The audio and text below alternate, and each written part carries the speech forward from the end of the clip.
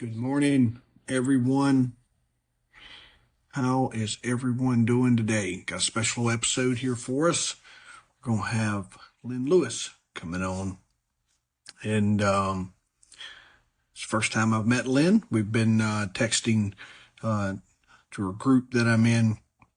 And this is kindly how we chose to get to know one another. And I just did a little bit of research on let's see here. I just did a little bit of research on Lynn, and she has an amazing story, and I am definitely excited to um, share that. And she and I get the opportunity to um, share in this conversation. So here she comes. Let's get.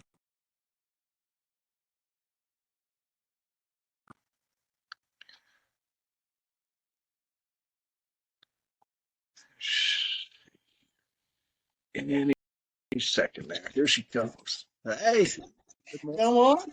How are you? I'm well, thank you. And yourself? Doing good, doing good. No, try to keep complaints at a minimum here. So That's right. That's right. Me too. Exactly. I'm excited. Um, I messaged a little bit with Kenny last night, just to check in with him. But I've been excited just to did a little bit of research. But like I told someone else, I was like, this is the best way for me to get to know you, and then for the world, Oh, wow. for everyone else, just to kind of get well. And so I read something, and I think it's a hell of a way to just introduce you. Is I read a quote this morning that you had said, and it was, "I believe that my story is someone else's solution." Exactly. Yeah, it definitely speaks volumes to me, and I was like, it's everything that we try to do in the motivational space is that message. And I was like, oh, so Lynn, I know that coming up in September you're speaking. Our friend Kenny Mitchell's operator. Won't tell a bunch of about everything that Kenny's doing with his event coming up. What, what are you looking to accomplish? Well, exactly. That great question. Exactly what you mentioned about that quote is that I do believe that my story is somebody else's solution, that someone needs to hear it. And my main goal in telling my story is to make a difference for someone else. If that person is sitting in the audience that's wondering, how can I make it past where I am now? How can I get back to living a meaningful and impactful life despite this tragedy that has found me? And if I can say one thing, a sentence, a quote, um, to make a difference, to help them say, oh, I can do it, I can make it, then that's all I'm looking to accomplish. And I'm so grateful to Kenny for the opportunity. I love, love, love the work that he's doing. And I wish that the person like me would not have an opportunity to take the stage. But in spite of all of the hard work that people like Kenny and others are doing to prevent suicide, to get the healing needed before the suicide happens, that's my main wish. But in reality, that has not come to pass yet. So here I am, and so I just got to keep telling this ugly, this gut wrenching, this unexplainable story of mine that someone else may hear it and and decide to give their tomorrow a chance. Or if it's the person like me, the mom, the sibling, the dad, the friend that is in the post-ventions uh, phase, then my message is for them. And I always say I speak from my lived experience because grief is so different for each and every person. Even if if they're grieving the same person or they've had similar experiences before. Each time it's going to be different. So I always talk, let it be known that I'm talking from my lived experience. And but I do. No one has convinced me yet. No one has convinced me yet, Jeff, that my story does not need to be heard. So I pull up my bootstraps and keep telling it in every chance that I get. I think sometimes the more we tell it, the more it hits us too. Oh, definitely, definitely, And definitely. if you want to give just the of how you ended up in the why you're telling the story, why you're on a stage in September, and all the efforts that you do, give us just a little insight to the to your life and what put us. Okay, sure. Um, my son died by suicide on August 4th of 2019. And shortly thereafter, I made the decision that I can't die with him. I probably, as a mother, I probably would have died for him, but I'm not going to die with him. And I made the decision, and I put an action plan in place. I put feet to that vow that I made to myself. And I thought, okay, if I'm feeling this way after having endured what I've endured, then there must be others likewise. So in addition to the individual coaching, excuse me, therapy, the group support, support from my church family, of course, my husband, I went searching for what else is there. How can I move forward? And I came upon grief coaching, and it spoke to me. It resonated with me, so I moved forward to be certified in that arena. And here I am. And as you said a minute ago, Jeff, is the more we tell our story, it's beneficial, it's helpful to us too. So I always say, I am my own avatar.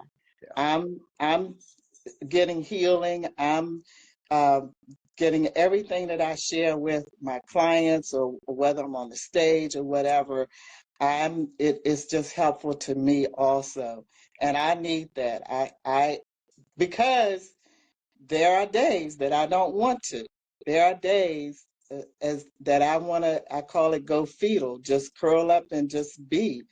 But it's like, no, somebody needs, I have to be the voice for somebody else as well as myself. So I keep doing it, and um, it's not easy. It's not easy, but I believe it's necessary. I do believe it's necessary. Yeah, yeah, definitely necessary.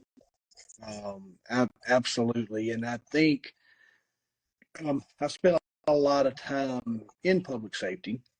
That's what I was going to ask you. Your son was in public safety, Lynn, but did you have a background in that as well?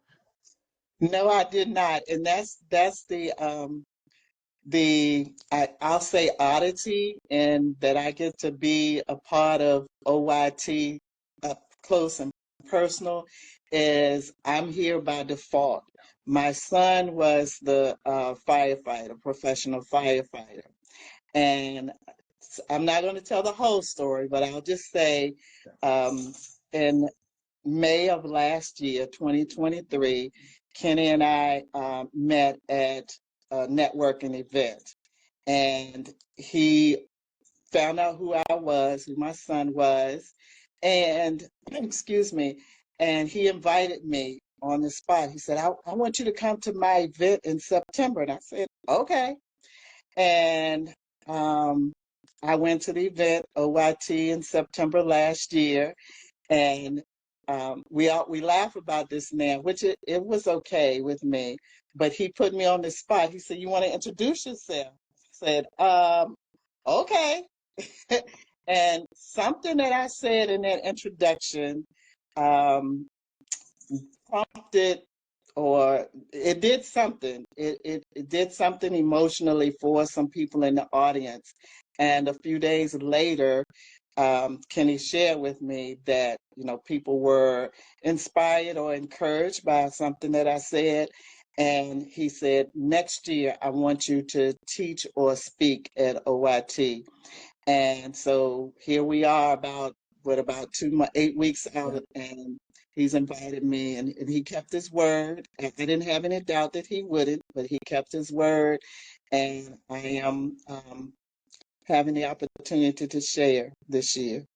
I think it's really I think when you come from the outside, Lynn, and you are not in that lights and sirens and in that everyday life that someone like Kenny is or was, and around the military and around the law enforcement angles and all the stuff that we do, and you bring in this just total outside perspective of your view, because from my experience is public safety folks try to heal in a specific way, and a lot of times that's not dealing with it at all. And I really preach that to people now is when you start to spiral, and sometimes you don't know you're spiraling out of control, but to have that outside voice that comes in and helps mentor or just gives you an outside view of the chaos that you're experiencing. And I feel that with you is that you're able to bring in just this perspective of reality that gets overlooked amongst our first responders. Yeah, I would tend to agree. Now, both of my brothers were military, served time in the military. Some of my close cousins, all the way back to Vietnam days, and one of my brothers was in law enforcement, and then my son found firefighting. So I've been on the outside and then listening to the stories that he told, and just when when something happens in your life, such as what happened to my family with Daniel's death, then your eyes are open, and so now I give first responders more grace. Because I have a little bit of knowledge about some of the things that they deal with. As OYT represents, when you go outside of that yellow tape, you don't leave what's there. Some of that residual, a lot of it sometimes goes with you. And if it's one thing that I could share with first responders or families of, is that we want to hear you. We want to hear you. We want to hear you. We want to hear your story. So many times in this past 5 years, it's like, you know, I just wish that Daniel had felt like he could have said more, instead of, just telling the stories, but just to say if the job had an effect on him. I don't know. I don't know. We don't know. He didn't leave any notes. So just knowing a little bit about the job, yes, I'm sure it affected him. But I personally, I believe that there may have been depression that wasn't recognized. And there's a quote, and I won't say it verbatim because that I never do, but a quote I've read recently about by Robin Williams, the actor. Yep. And he said, we don't pretend, we don't hide depression, we hide that we are okay. Yeah. Something like that. In other words, they're not, people who are experiencing that, it's not that they are hiding that they're depressed, they are faking that they're okay. Yeah. And so I really think that that's what happened with my son. But again, there's nothing I can do about that. That has happened. What I can do is decide how I'm going to manage it, how I'm going to navigate it, and to hopefully inspire, encourage, just motivate someone else to say, I'm going to try. I'm going to give my tomorrow a chance. I'm going to talk to, a Jeff or a Kenny or Marcus or Lynn. This is what I'm going to do. So, yeah. I think your couple notes that came in. No. One from our friend, a couple from Kenny. Kenny wanted to let you know that you give him chills every time that you speak, and I was sitting here fighting mine as well because I was like, Oh, hey, you hit all the buttons. And then he wanted you to know that now he's letting me know that Daniel and him had trained together on several occasions. Very yeah. talented man. And he wanted to let you know that you're doing amazing work if you didn't see Oh, just how many lives you're impacting and that you are absolutely saving lives.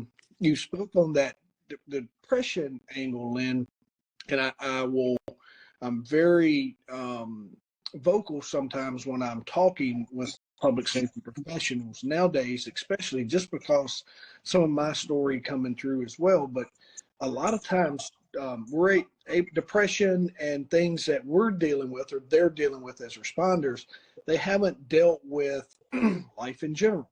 So the job allows them to hide their problems in yeah. behind everyone else's because they get to go help. And in their mind, they're helping everyone and, oh, I'm out here making a difference. But in reality, if there's some kind of depression or trauma or leftover, what have you, that hasn't been addressed, that's just slowly growing inside of that job. Um, and I was product of that myself, just through some of my destructive behaviors and reckless behaviors. Um, so I absolutely agree with you on just the importance of just kind of address those public safety responders deal with that. Yes, you'll hear people say, well, they signed up to do it. That's the truth. And we're not going to take that away from that. But there's points and times when I stepped back and went, all right, is this what I signed up for? Because it gets to be so much when you're dealing Hmm. with other people's Hmm. problems. Yeah. Yeah. The other thing that we tend to do is we tend to stay within our own circle because you can vent and be a little more vocal amongst people that you feel like understand you. So it takes away that outside voice that you're giving us, Lynn. Hmm. Is you if you don't like, I remember a time if you was involved in a shooting or some kind of very stressful incident, you had to go see the counselor, and everybody kind of looked at it and laughed. It didn't take it serious. Yeah. But those were times when we probably, looking back on that we could have applied a little more and listened to that outside voice that is trying to keep us from being in that path of destruction. Hmm. Correct. Correct.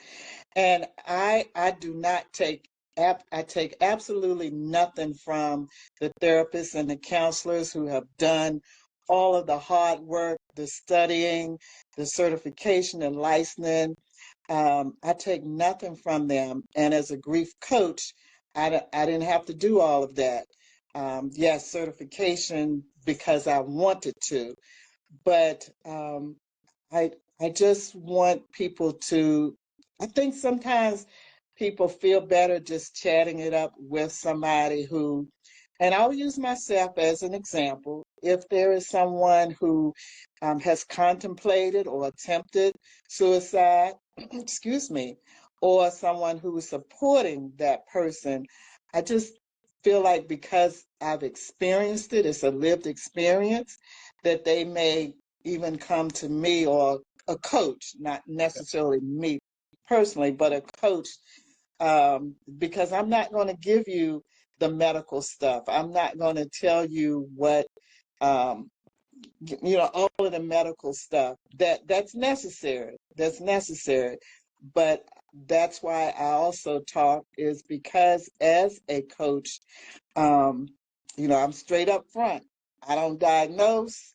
I don't, unless you tell me that you're going to hurt yourself or someone else, this is between you and me. Nobody else has to know unless you give me permission to tell it.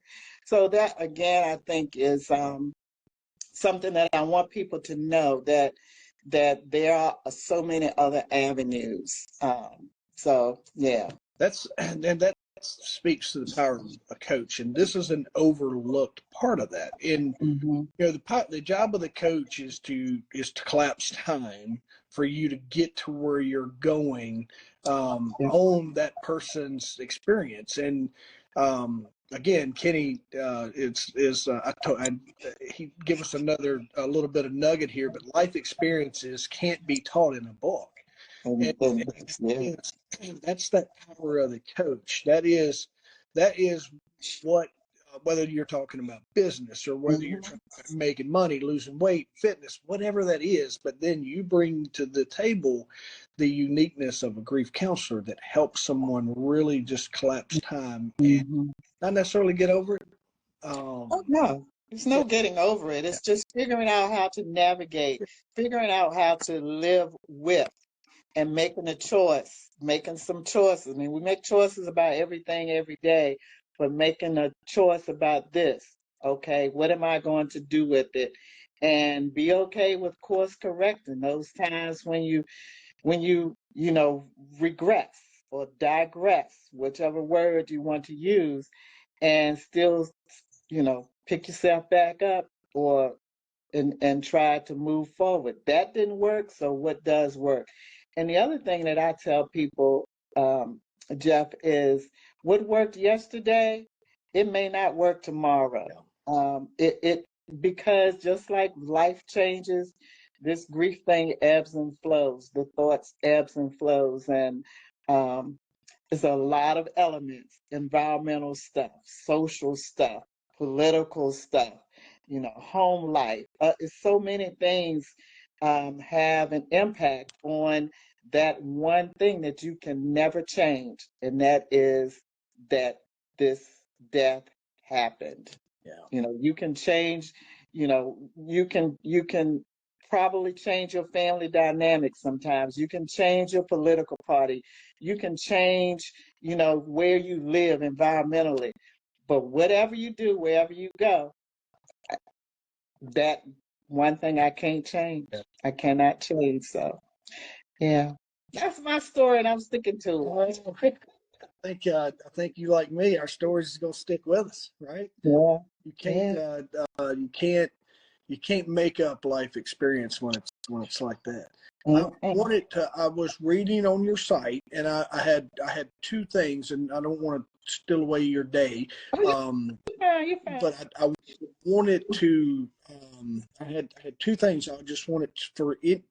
We're gonna let this video, and I'm gonna push this over on my podcast, just so it lives forever. And I want to create that. But my first question is when should someone, we're speaking to not anybody in the world, when should someone reach out for you, Lynn? When do you feel like it's the best, like when should someone call you or reach out for you and connect with you? The best time for someone to reach out to me is once they have acknowledged that it happened, that they've accepted that it's happened, and they've made the decision. It happened. I can't change it, but I want to live. I want to figure out how I can live with this thing. How do I navigate it? And that's when you call me and say, "Hey, I need some help with figuring out. I need some help with setting some goals. I need some help. Not the person that's happened the first day of the first week, maybe even the first couple of months. And it again, that differs for everyone too. But when you've decided, I want to move forward with this, as painful as it is, I want to still live. I noticed that you had on your site, and we all talk about specifics, but is there a specific age group or anyone that you have a specialty in, or do you work with everyone? Um, I work well on my website. You probably saw the 50 and above age group. But any adult, actually any adult, I'll work with. Um, and I tend to, because again, this is my lived experience, lean to the suicide, but it doesn't have to be. I've had a client who, it was a friend, not even a family member. So a loved one, someone that you love, someone that you cared about has passed away, and you're ready to move forward with your life. That's who I will work with. That's those were the two things that I really wanted just to let live out there, because I want people to know that this is an option. And I grew up in a time when I shared with some folks, Lynn. I found my grandmother had committed suicide in 1986. I'm a little older, but I found her when I was a kid. Didn't know and didn't deal with it. Da, da, da, da. And then years later, I end up at the volunteer rescue squad. And one of the things when they're interviewing you and talking about that is just you may have to see, you may deal with dead people, right? I was like, oh, yeah, I've already dealt with that. And it was like almost like it was almost like a prerequisite for the job, right? And looking back on that, and I kind of say that now. Just to let everyone know that someone probably should have pressed pause and said, okay, let's go talk to somebody. Or that's how, because it's easy for a 15-year-old kid to say, oh yeah, I'm good. But I probably could have spent a little more time just talking more about that with outside individuals, not my family, not folks within public safety, but just outside individuals. And just looking back at some of the things that I feel like I didn't give enough attention to until I got into my 30s. Yeah, yeah, I understand that. My mother died of cancer in 1977. I was 18 years old, so I just told my age, but hey, that's okay. I love being my age, but showed your and experience, Lynn. You just showed your and experience. That's not age. You just showed your experience. I was the oldest of my four siblings. Our father was in the home, but not in the home, if Yeah. you kind of read between the lines. So, um, and I went to work because it happened during right after I graduated. I went to work, and my siblings went back to school. And, you know, we just went along. People helped my father with us, helped me with the younger ones, and we went along. And it was not until, oh my goodness, probably 20 years ago Yeah. that it clicked in my mind. I was like, oh, my siblings had to go back to school like a month after their mother died. Our mother died. But we never talked about it. And so now, even with that, different kind of death, but I think back to that and how that has affected all of our lives. One of us um, still don't like to talk about it. I'll talk about it, but one of us still prefer not to talk about it. And I look at each one of our lives and see how I believe it impacted our relationships and not with each other, but just in general. So yeah. And again, Jeff, I believe that's why, as vulnerable as it makes us sometimes, as um, not wanting to do it, but we gotta talk. We gotta tell it and be okay with people saying, I don't want to hear that anymore, or you just keep talking about that, or that happened 30 years ago, or you know, 30 months ago, whatever. We just gotta keep talking because we know what that feels like and gotta be the voice. I've spoken several times in my church on the subject, and I've had people say, thank you for being our voice. Thank you for being the voice. I can't say it, but thank you for being our voice. So that's what keeps me going. And then you run into people like Kenny Mitchell Jr. that just, keeps poking the bear, poking the bear, poking the bear. Yeah. And thankful for him and people like him that does keep poking the bear and keeps talking about it and sharing their personal experience along the way. Yeah, he does a great job of that. Yeah. He and I connected at our speaking event, and just he's very very passionate about his mission, Mhm. and and we all have to be. But he left us another nugget here of you will be first to feel the symptoms, not a doctor. You, Oh, we yeah, do. yeah, Reach yeah. out to her and stop suffering in silence. Just Mm, and you touched on something there about when people get tired of you talking, find new people to listen. You know, yeah, yeah, find new people to listen. yeah. Lynn, I'm excited. I'm going to meet you in person at Kenny's event. I'm going to come down, and Yay! that's my plans to come down and just catch up with everyone because he's made me part of. Just made me feel like I'm a part of this group as I stand on the outside. But I wanted to come and just support everyone, so I'm excited to meet you in person there, and I hope whatever as you navigate your days, weeks, months, and years, if there's a message that you need amplified, that you I would reach out for me and connect with me and let me help you do that. Oh, Uh, wow. Thank I, you.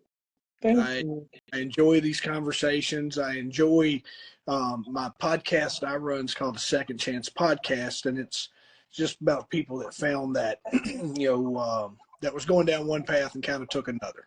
And Yeah. you were definitely in that uh, on that on that second chance yourself of getting out there and being called to do something that is you didn't sit down probably as a little girl and say, you know what, I want to be a grief counselor someday. Um, Nope. life put you here with us, and um, life put you here with us, and it puts you amongst this community, and it means a ton to me just for you to spread the word and keep your mission going. So just make sure you reach out. Anything I can do to help you. Well, thank you. I look forward to meeting you in September. And thanks again for the offer to do this today. I really Yeah. appreciate it. Yeah, What? one of my coaches says you either create speaking engagements or you seek them, and so Yeah. this is definitely an opportunity for and you did put you said, hey, if anybody want to talk, Yeah. reach out to me. And I was skeptical at first. It's like, like, you know what, I'm doing it. He Yes. can tell me no if my story is not something that he wants to talk. No. Let me tell you something. I enjoy your conversation or your platform is larger than what you're giving it credit for. Mm, Okay, and your impact is being felt way deeper than what you realize. Even by myself today, just talking with you. But I enjoy just helping people get their voices out and amplifying those messages and connecting people with the right people in the right rooms and just trying to keep us all keeping the right people around you. yeah. I enjoy yes, oh, here you go. Oh, yeah, Kenny's got you here. It's the Lynn will recon before she commits.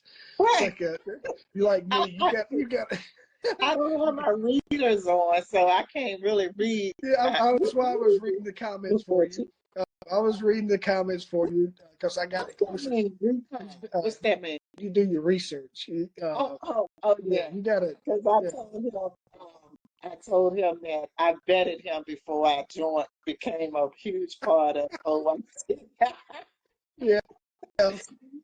Yeah, So, no, I do that. Like it's just part of the job. I did police work back in the day, so we just look into everything, right? And then the job that I had, we did a lot of research. We did a lot of intel. We just did our homework. So that's really good. It is. He said that you vetted him. Uh, mhm.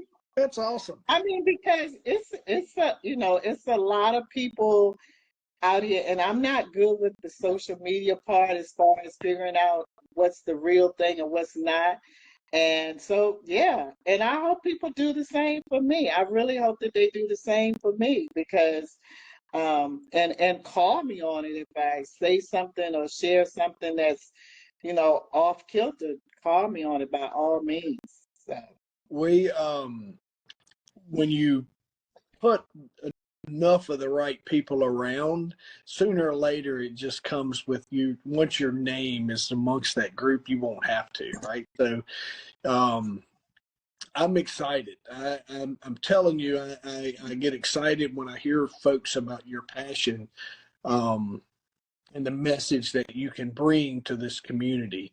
And I think come at Kenny's event, it's going there's a certain group of people there, and it's kind of like I teach people how to do referral programs in business, and the um, the many people there when they go back and tell their five friends who tell their five friends, that's exactly the power that you're going to find.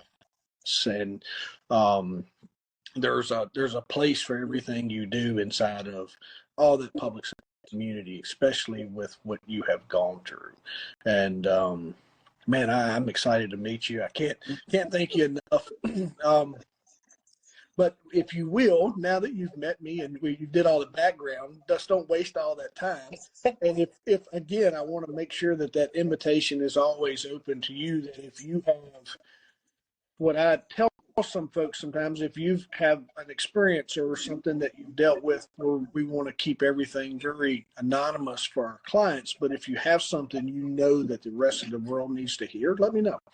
okay. I'll get that on whatever platform, and Kenny and his team will share it, and I'm going to repurpose this around, and I'll get you some content that you can share as well. So um, Thank you, Jeff. I, Thank you, I'm Kenny. I appreciate you spending your time with me this morning, and Of I was course, excited, likewise. but I was excited, but I'm even more excited to just go talk to my wife and share this message with her and let her know about our conversation. So, Okay, okay, all do right, that. if you Appreciate need, it. yeah, reach out if you need anything. I will. Thank Enjoy you. your day. You too.